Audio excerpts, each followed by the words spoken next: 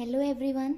तो आज हम शुरू करने वाले हैं आयुपैक नोमेनक्लेचर, जो कि क्लास 11th, 12th और ग्रेजुएशन लेवल में भी काम आती है और हायर एजुकेशंस के बाद जो कॉम्पिटिटिव एग्जाम्स होते हैं उसमें भी आयुपैक नोमेनक्लेचर बहुत काम आता है। तो आज हम पढ़ेंगे आयुपैक नोमेनक्लेचर।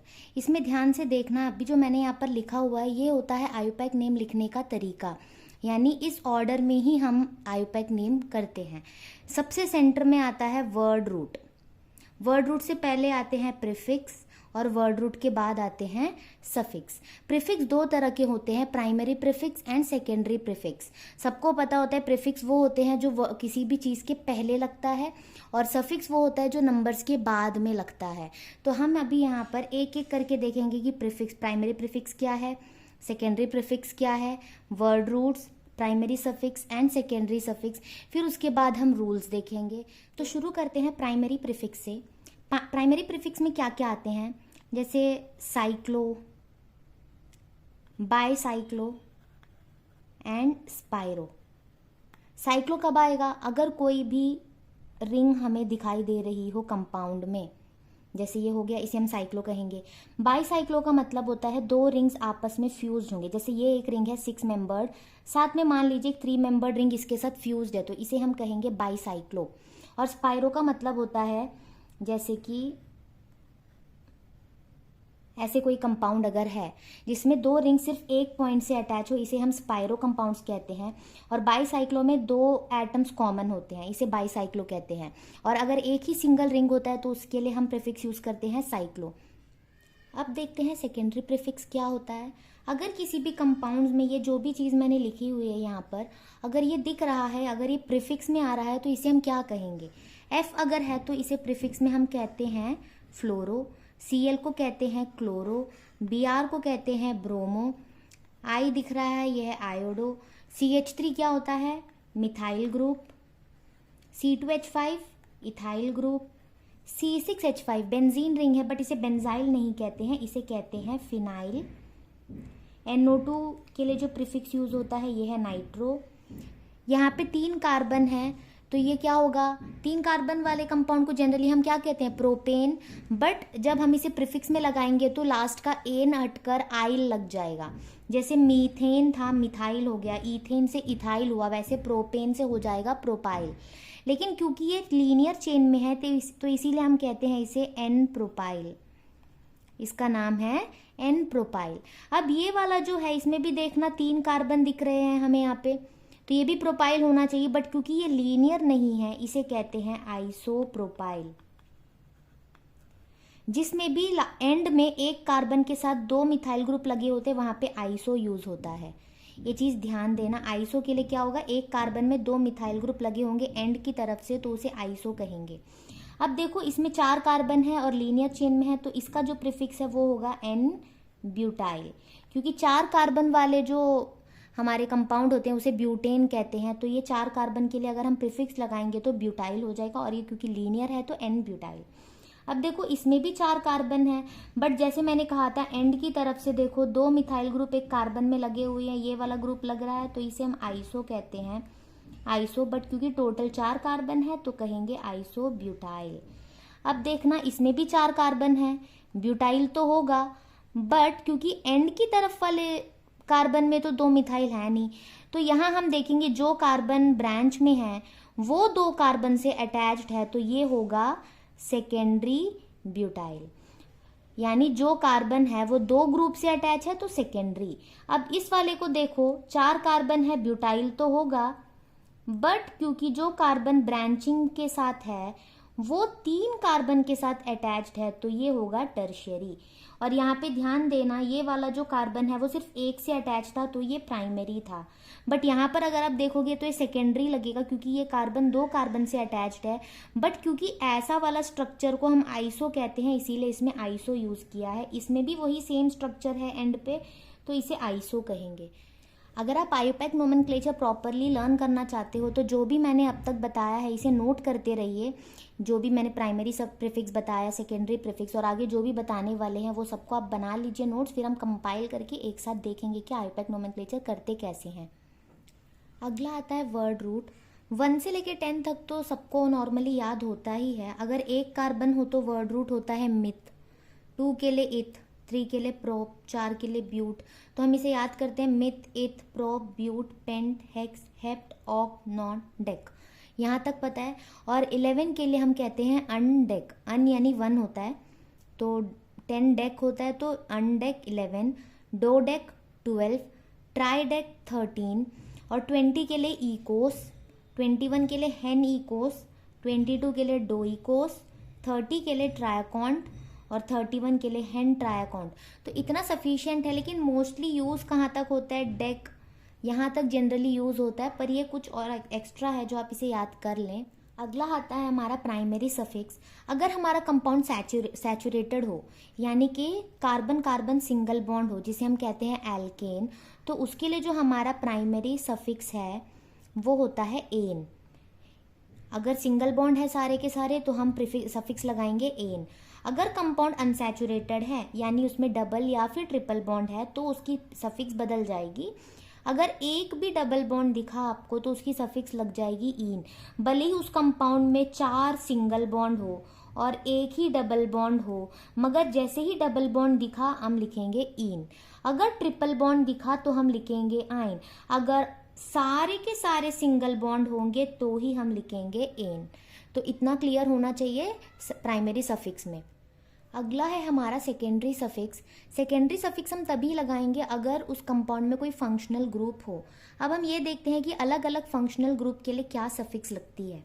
सबसे पहला है हमारा एल्कोहलिक ग्रुप, जो कि है OH।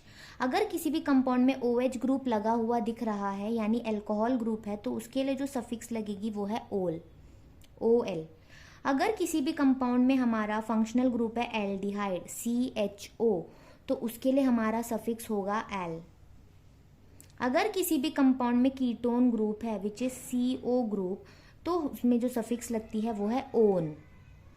और अगर किसी कंपाउंड में कार्बोक्सिलिक एसिड है COOH, तो उसके लिए सफिक्स लगती है ओइक एसिड। अब अगला है हमारा फंक्शनल ग्रुप NH2, जो कि है अमाइन। अगर NH2 ग्रुप है तो उसके लिए सफिक्स लगती है अमाइन, अमाइन ही लिखेंगे।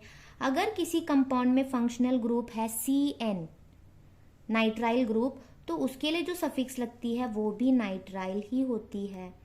अगर किसी कंपाउंड में एमाइड ग्रुप है CONH2 एमाइड ग्रुप, तो उसके लिए जो सफिक्स लगती है वो है एमाइड। यानी एमाइन, नाइट्राइल और एमाइड में जो फंक्शनल ग्रुप है वही उसका सफिक्स का नाम होगा। यानी एमाइन ग्रुप के लिए सफिक्स एमाइन, नाइट्राइल ग्रुप के लिए सफिक्स नाइट्राइल, और एमाइड ग्रुप के लिए सफिक्स जो है वो एमाइड है। ये तो सबको ही पता होगा। एल्कोहल के लिए ओल लगता है, एल्डिहाइड के लिए एल, कीटोन के लिए ओन, और कार्बोक्सिलिक एसिड के लिए ओइक एसिड। अब और एक देखते हैं COCl, जिसे हम कहते हैं एसिड क्लोराइड। एसिड क्लोराइड है, अगर इसे हम लिखेंगे तो इसका सफिक्स होता है ऑयल क्लोराइड। क्या होता है? Oil chloride. इसके अलावा और भी फंक्शनल ग्रुप हैं हमारे पास, जैसे कि ईथर हो गया, एस्टर हो गया, बट इसे अगर हम यहाँ पर समझेंगे ना थोड़ा सा कंफ्यूजन होगा। हम उसे क्वेश्चन के थ्रू देखेंगे तो ज़्यादा अच्छे से समझ में आएगा। अब हम इसके आगे और एक देखेंगे जो है प्रायोरिटी ऑर्डर। अगर किसी भी कंपाउंड में एक से ज़्यादा फंक्शनल ग्रुप है, यानी 2 या 3 फंक्शनल ग्रुप आ जाएंगे, जैसे मान लो एक ही कंपाउंड में अगर हमारे पास आ गया OH ग्रुप और साथ में आ गया CHO ग्रुप, तो हम ओल और एल साथ में तो नहीं लगा पाएंगे, दोनों की जो सफिक्स है वो हम साथ में नहीं यूज कर पाएंगे। तब हम देखेंगे कि दोनों में से किसकी प्रायोरिटी ज्यादा है। अब मुझे पता है कि एल्डिहाइड की प्रायोरिटी ज्यादा है, तो मैं एल को सफिक्स में लगा दूंगी और जो OH ग्रुप है वो चला जाएगा मेरे प्रीफिक्स में। बट इसका ये मतलब नहीं है कि वो प्रीफिक्स में जाएगा तो मैं पहले ओल लिख दूंगी। जब किसी भी फंक्शनल ग्रुप को हम प्रीफिक्स में लगाते हैं तो उसका जो नाम होता है वो बदल जाता है। यानी मैं सबके लिए लिख के बताती हूँ कि अगर ये कभी प्रीफिक्स में गया, यानी इससे ज़्यादा हायर प्रायोरिटी वाला कोई फंक्शनल ग्रुप कंपाउंड में आ गया और इसे प्रीफिक्स में जाना हुआ, तो इसका नाम क्या बनेगा? जो OH ग्रुप होता है इसके लिए जो प्रीफिक्स होती है वो है हाइड्रोक्सी। एल्डिहाइड ग्रुप के लिए जो प्रीफिक्स है वो होता है ऑक्सो, और कीटोन ग्रुप के लिए भी होता है ऑक्सो। अब आप ये सोचोगे कि दोनों के लिए ही ऑक्सो हो गया। अगर किसी कंपाउंड में मुझे लिखा हुआ दिख रहा है कि ऑक्सो, जैसे 2 ऑक्सो या 1 ऑक्सो, तो मैं कैसे पहचानूंगी कि वो एल्डिहाइड है या कीटोन है? एक चीज़ आप सबको पता होगी कि जो CHO ग्रुप होता है और जो COOH ग्रुप होता है, ये हमेशा ही टर्मिनल कार्बन्स में होते हैं, यानी वो हमेशा एंड में होते हैं, यानी जहाँ पर ये लग जाए वो कार्बन नंबर 1 ही होता है हमेशा। यानी जब हम काउंटिंग करेंगे तो इसे हमेशा हम फर्स्ट कार्बन ही मानेंगे।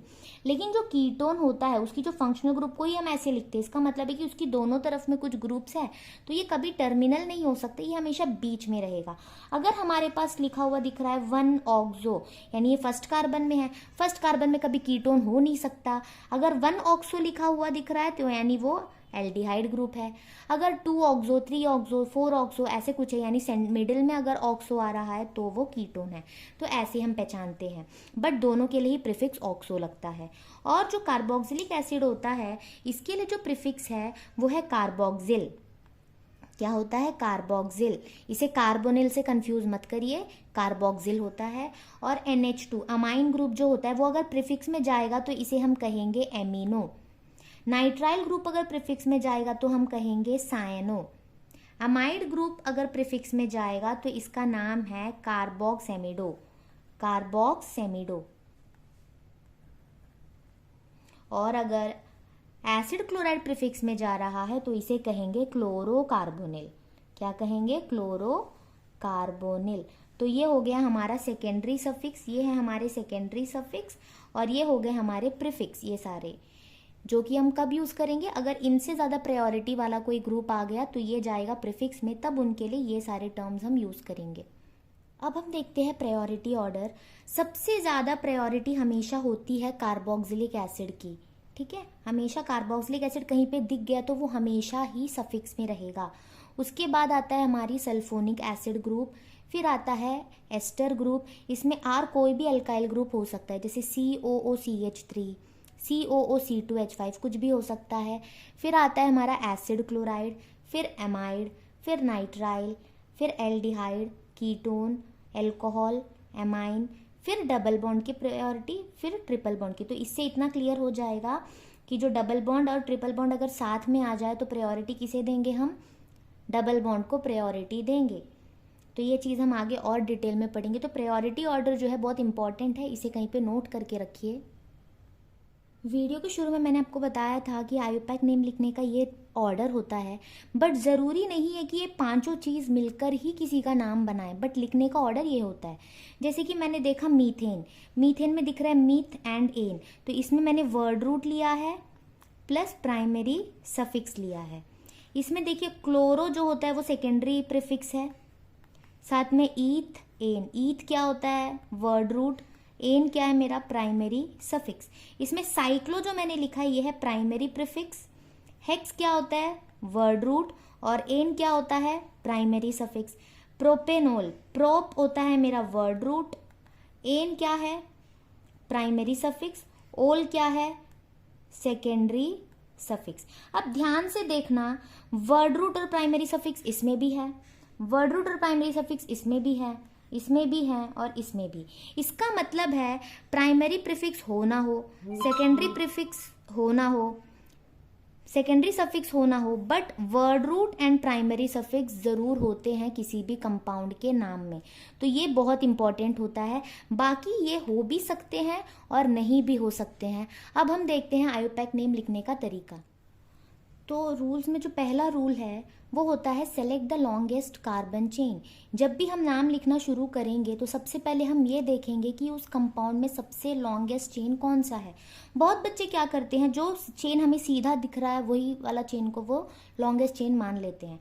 बट अगर मैं देखूँ यहाँ पे काउंट करके तो 1 2 3 4 5 6 7, अगर मैं इस वाले चेन को काउंट करूँ तो इसमें 7 कार्बन है। अगर मैं ऐसे काउंट करूँ तो 1 2 3 4 5 6 7 8 9, तो ऐसे में अगर मैं काउंट करूँ तो 9 कार्बन होते हैं इस चेन में।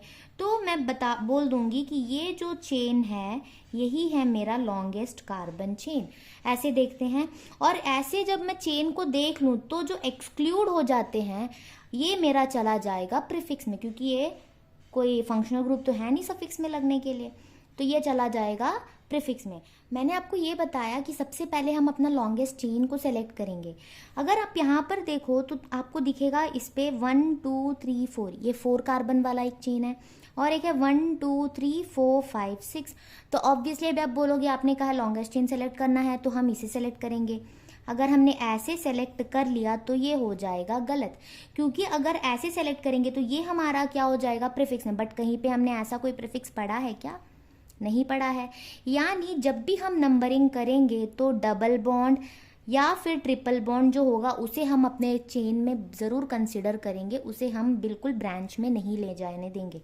तो हम क्या करेंगे, अब देखेंगे 1 2 3 4, ये तो 4 है, पर डबल बॉन्ड को मुझे कंसिडर करना है ना, तो मैं लूँगी 1 2 3 4 5। ये भी तो एक चेन है जो कंटिन्यूस है, ये भी एक कंटिन्यूस चेन है, तो मैं ये वाला चेन कंसीडर करूंगी जिसपे 5 कार्बन होगा और यहाँ पे डबल बॉन्ड भी इंक्लूडेड होगा। अगर मैं ऐसे लूंगी तो ये होगा मेरा प्रीफिक्स। अब ये जाएंगे प्रीफिक्स में। अब क्योंकि डबल बॉन्ड है तो मैं नंबरिंग इसी तरफ से करूंगी, तो क्या होगा सेकेंड वाले कार्बन में क्या अटैच है, इथाइल, तो इसका नाम होगा 2 इथाइल। और वर्ड रूट क्या है 5 कार्बन के लिए पेंट। अब एक चीज़ ध्यान देना है, हम एन नहीं लिख सकेंगे क्योंकि यहाँ पे डबल बॉन्ड आ गया है, तो ईन लिखना है, बट पोजीशन भी इंडिकेट करनी है।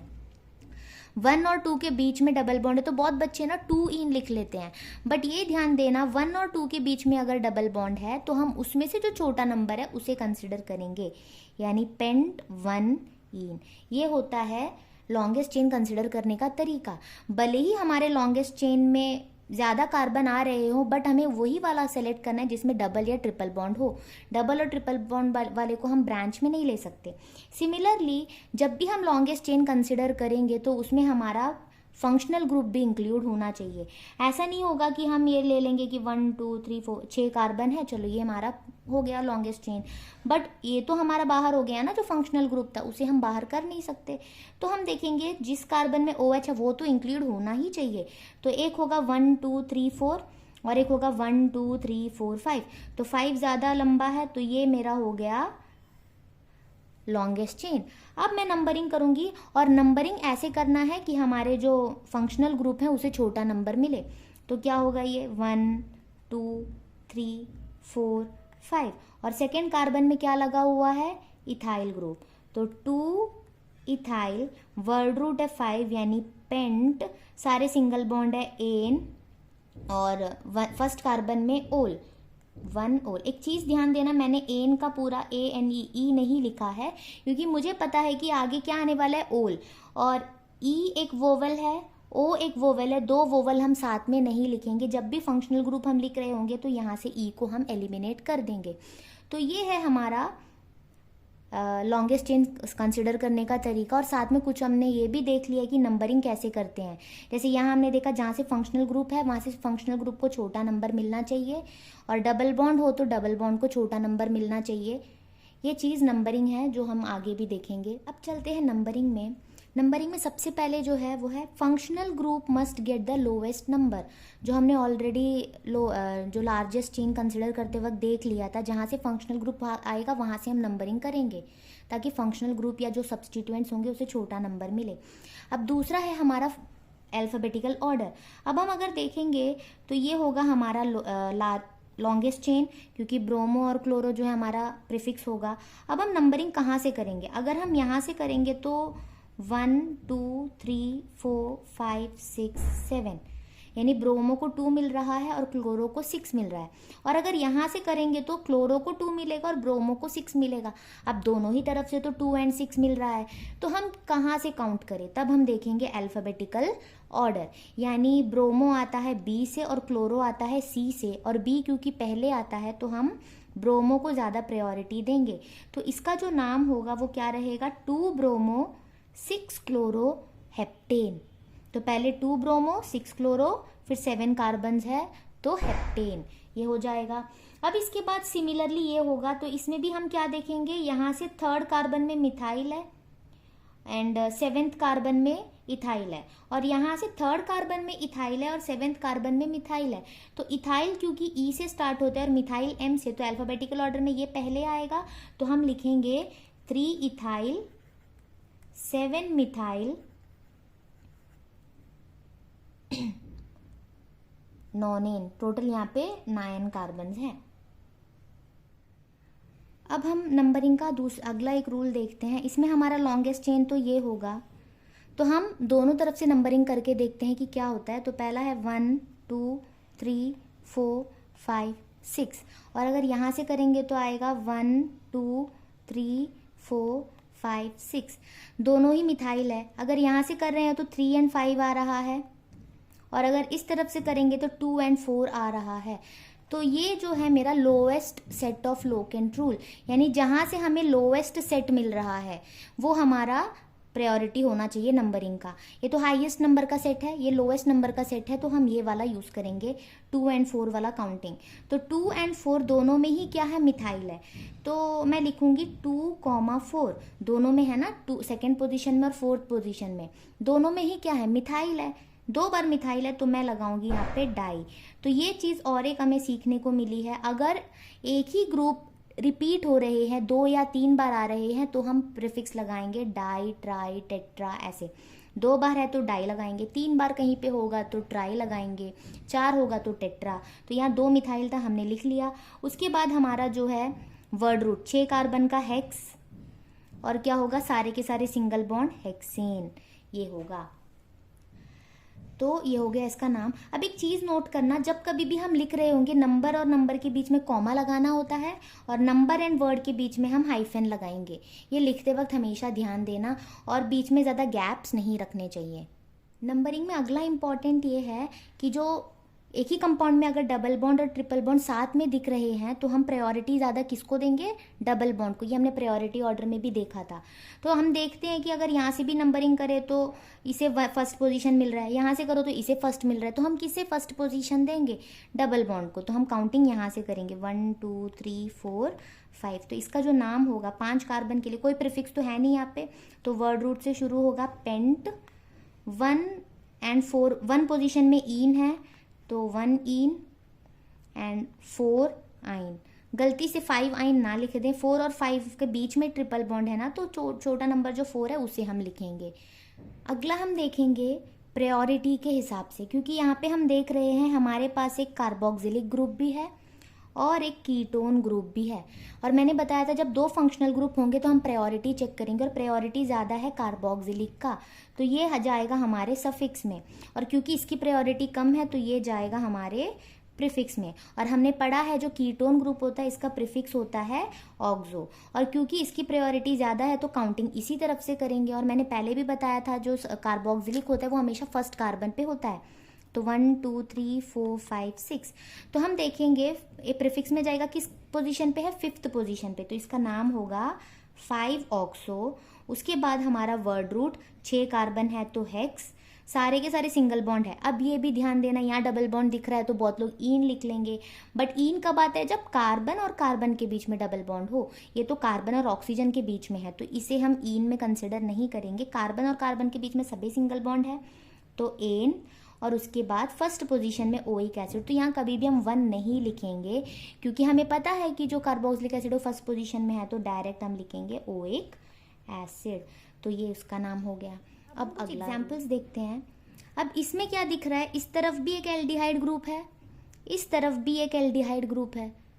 तो हम क्या करेंगे, काउंटिंग यहाँ से करो चाहे यहाँ से करो, यहाँ से करो तो हमें मिलेगा 1 2 3 4 5, 1 और 5, यहाँ से भी सेम मिलेगा, कहीं से भी कर सकते हैं, कोई ऐसा ब्रांचिंग यहाँ पे है नहीं। अब क्योंकि दोनों की प्रायोरिटी सेम है, किसी एक को हम प्रीफिक्स में एक को सफिक्स में हम नहीं रख सकते हैं, दोनों को सेम प्रायोरिटी देनी है। अब क्योंकि 5 कार्बन है तो आएगा पेंट, सारे कार्बन के बीच में सिंगल बॉन्ड तो एन। अब क्योंकि 1 और 5 दोनों ही पोजीशन में एल्डिहाइड ग्रुप है तो हम लिखेंगे पेंटेन 1,5 डाई एल। डाई इसलिए लगा है क्योंकि 2 एल्डिहाइड है तो डाई लिख लिया, और दोनों को ही हमने सेम प्रायोरिटी दी है, सफिक्स में ही रहेगा तो डाई एल ये होता है।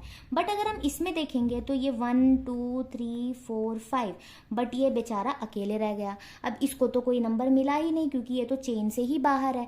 अगर हम ऐसे देखेंगे तो ये पूरा बाहर हो जाएगा। तो हम एक चीज़ देखेंगे, जब ये भी एल्डिहाइड है, ये भी एल्डिहाइड है और ये भी एल्डिहाइड है, तो हम 2 को नंबरिंग देकर 1 को नंबरिंग ना दे, ये गलत हो जाएगा। तीनों को अगर दे सकते हो तो तीनों को नंबर दो या तो तीनों को ना दो। जैसे यहाँ पे हमने दोनों को ही नंबरिंग दी थी ना, वैसे यहाँ पर भी करना था। जैसे दोनों को हमने क्या किया था, अपने लॉन्गेस्ट चेन में कंसिडर किया था, तो वैसे ही क्या होगा, अगर कर रहे हो तो तीनों को करना है, अगर नहीं कर पा रहे हो तो इसे हम क्या करेंगे, नंबरिंग से हटा देंगे, बस हम इसको लेंगे अपने नंबरिंग पे। तो ये होगा 1 2 एंड 3, ये वाला अब नंबर नहीं रहेगा। अब ये तीनों ही हमारे क्या होंगे, सफिक्स होंगे। अब 3 कार्बन के लिए होगा प्रोप एन। अब एक चीज ध्यान देना, ट्राई एल हम नहीं लिख सकते, क्यों आप कहोगे कि 3 एल्डिहाइड है तो ट्राई हो गया एल, ये नहीं कर सकते। ये हम तब करते हैं जब ये हमारी नंबरिंग में आता है। अब क्योंकि ये तीनों को हमने नंबर दिया ही नहीं है, ऐसे केस में हम क्या करते हैं, कार्बैल्डिहाइड लिखते हैं। जैसे यहाँ मैंने 1 और 5 नंबर दिया था, इसलिए मैंने यहाँ पे एल लिखा। अब क्योंकि इसे नंबरिंग मिली ही नहीं तो इसका नाम हो जाएगा कार्बैल्डिहाइड। तो यहाँ हम क्या लिखेंगे, प्रोपेन, क्योंकि फर्स्ट कार्बन में एक है, सेकेंड कार्बन में एक है और थर्ड पे, तो प्रोपेन 1 2 3 ट्राई कार्बैल्डिहाइड। तो यहाँ एक चीज हमें सीखने को ये मिली है कि जब एल्डिहाइड को हम नंबरिंग में लेते हैं तो एल लिखते हैं, लेकिन अगर हम एल्डिहाइड को नंबरिंग नहीं दे पा रहे हैं तो उसे हम कार्बैल्डिहाइड लिखेंगे। इसको और एक एग्जाम्पल देखते हैं। अब हम और एक एग्जाम्पल देखते हैं।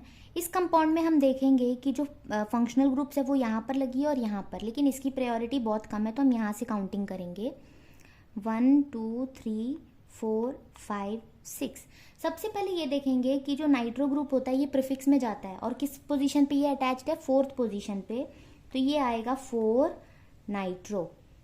ये लिख लेने के बाद हम क्या करेंगे, जो हमारा ये साइक्लो दिख रहा है ना, ये जो साइक्लो प्रीफिक्स होता है ये हमेशा वर्ड रूट के साथ अटैच्ड होता है। साइक्लो को हम एकदम इनिशियल में नहीं लिखते हैं, इसे हमेशा हम वर्ड रूट के साथ अटैच करके लिखते हैं। जैसे हमारा ये जो वर्ड रूट क्या आएगा, 6 कार्बन है तो हेक्सेन आना चाहिए, तो साइक्लो हेक्सेन लिखेंगे हम यहाँ पर, क्योंकि ये रिंग है तो साइक्लो। एन नहीं लिख सकते हैं क्योंकि यहाँ पे डबल बॉन्ड है, तो साइक्लो हेक्स हो गया। अब फर्स्ट पोजीशन पे हमारे पास है ईन, और हम क्या देखेंगे, हमारे पास एल्डिहाइड है तो हम क्या लिख सकते थे, 1 एल।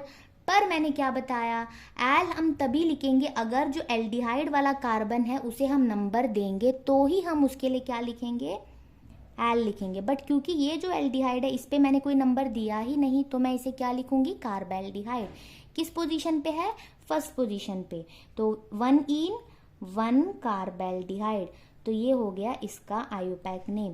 तो इसमें हमने केवल क्या किया है, अपने कुछ रूल्स हमने सीखे हैं जिससे हम आयोपैक नेम कर सकते हैं। और भी बहुत सारे हैं, जैसे एस्टर्स हो गया या एमाइड हो गया या ईथर्स हो गए, ये सब का नोमेनक्लेचर मैंने अभी बताया नहीं है। इसके लिए मैं एक सेकेंड पार्ट बनाऊंगी जिसमें हम सिर्फ और सिर्फ क्वेश्चंस करेंगे और इस रूल को अप्लाई करेंगे। तो इसमें से जितना हो सके नोट्स बना लीजिए। अगर ये हेल्पफुल हो तो मुझे ज़रूर बताना कमेंट्स में, और मैं कोशिश करूँगी कि इसके लिए और क्वेश्चंस भी लाऊं और नए नए टॉपिक्स भी आपके लिए लेके आऊँ। Thanks for watching.